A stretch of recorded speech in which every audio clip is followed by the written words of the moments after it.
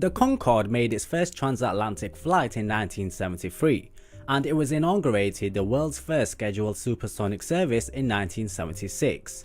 Now, British Airways initially flew from London to Bahrain, and Air France flew it from Paris to Rio de Janeiro.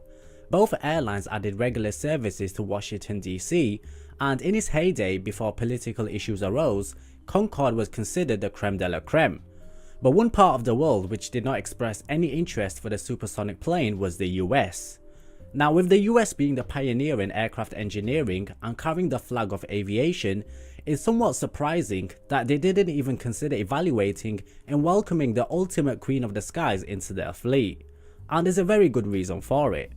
Now, one of the more bizarre reasons is that the US was jealous of the pioneering marvel of the aircraft. They had to be first to do anything. But knowing that they were beaten by the Russians with their Tupolev 144 and then by the British with the Concorde, this didn't bode too well with the Americans. The US fought against Concorde operating scheduled flights to its airports, and it was considered to be too noisy. However, in the end it was proven that there was hardly any difference in sound between the planes like the DC-8 and the Concorde.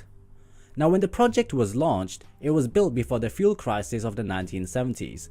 And with the plane featuring 4 turbojets, it consumed a hell of a lot of fuel. But nevertheless, flying it over the Atlantic would have resulted in a very good profit.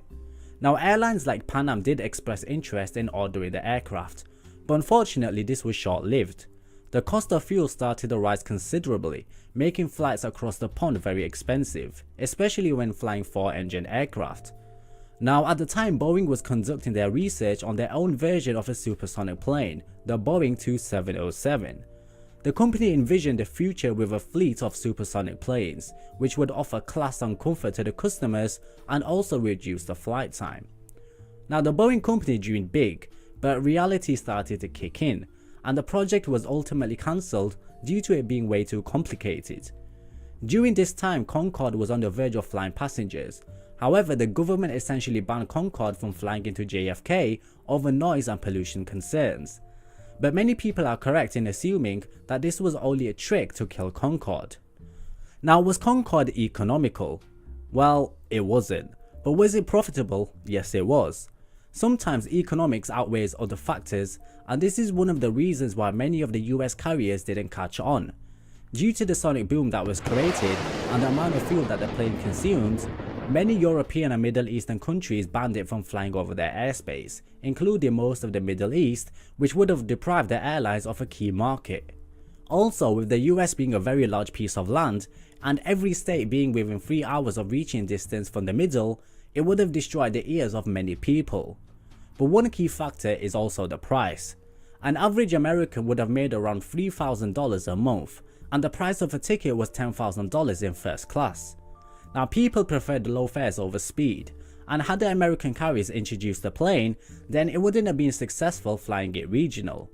Now, had the design and build of all supersonic airliners stayed alive, like Concorde, Tupolev 144 and the Boeing 2707, then we would have seen these planes with much better fuel economy and range. We're already witnessing how technology is constantly evolving.